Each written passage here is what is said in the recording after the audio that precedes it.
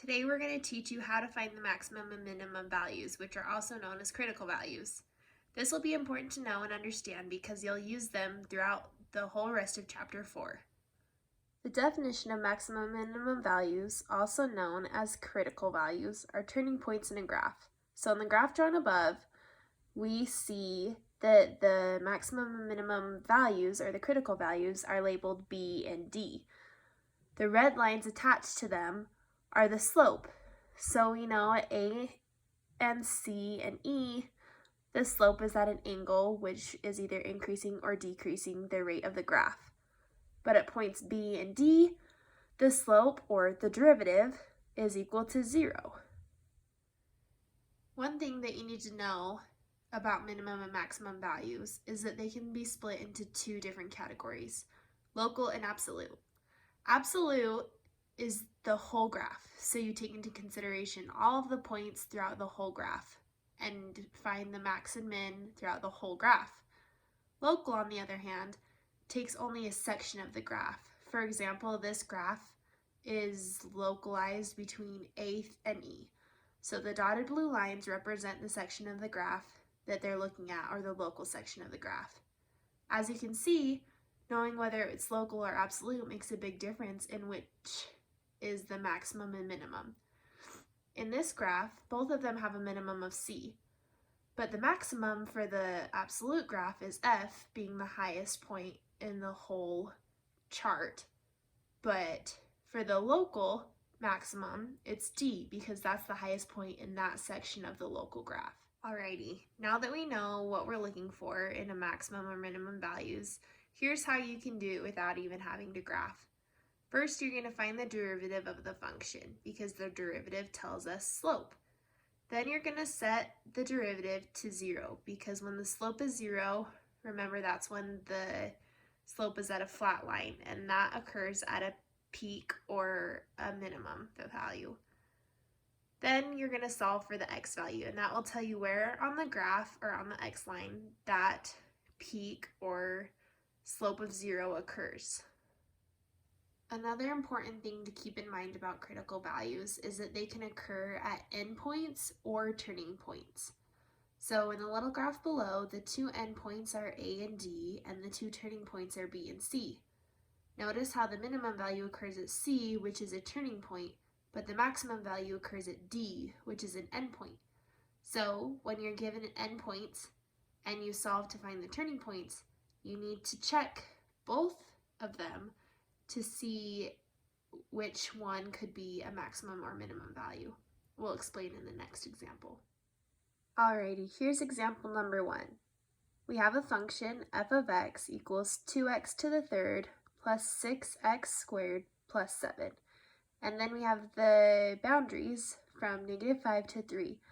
So that makes it a local max and min because it's within those values. Alright, so the first step that we do is we find the derivative of f of x. So the derivative of f of x is equal to 6x squared plus 12x. Second step, we're going to set it equal to 0. So 6x squared plus 12x is equal to 0.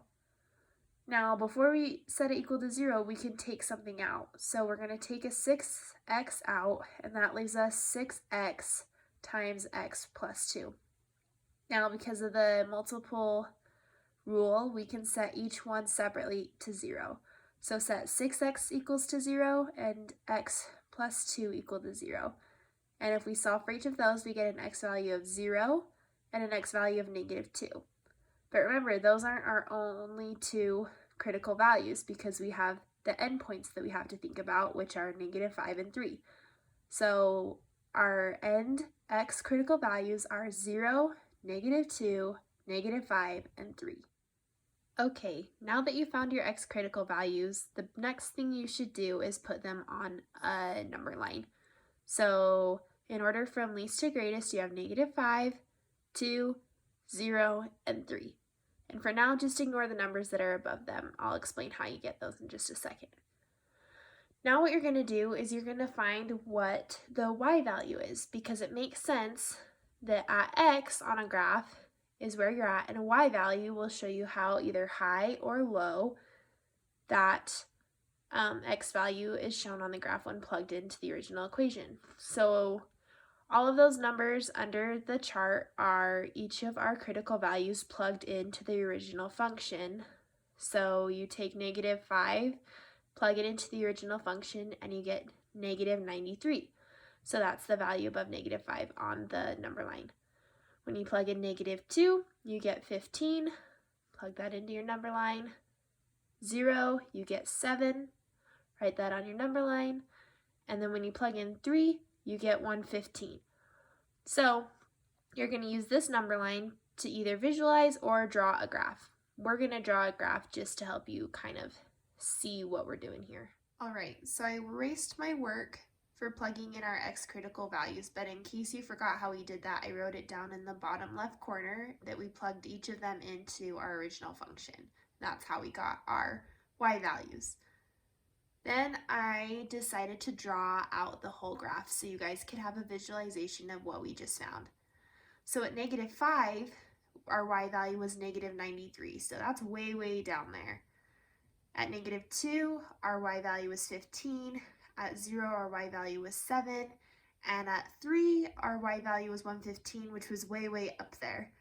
So our two turning points, 2 and 0, are highs and lows, but they're definitely not the maximum and minimum. Those are both found at our two endpoints. So now you can see why it's important to check not only the turning point values that you found with your derivatives, but also your endpoints. All right, here's our second example. So your function is f of x equals 3x cubed minus 81x plus 62, with your endpoints being at -1 and 4. This time I want you to pause the video and try to do this on your own. Remember the 3 steps of how to do this. You're going to first find the derivative of your function, then set the derivative equal to 0, and then solve for x. When you're done with that, I want you to list all of the critical values, including your turn points that you solved for and the endpoints. Unpause the video when you have finished. Alright, so hopefully you paused the video and worked this out on your own.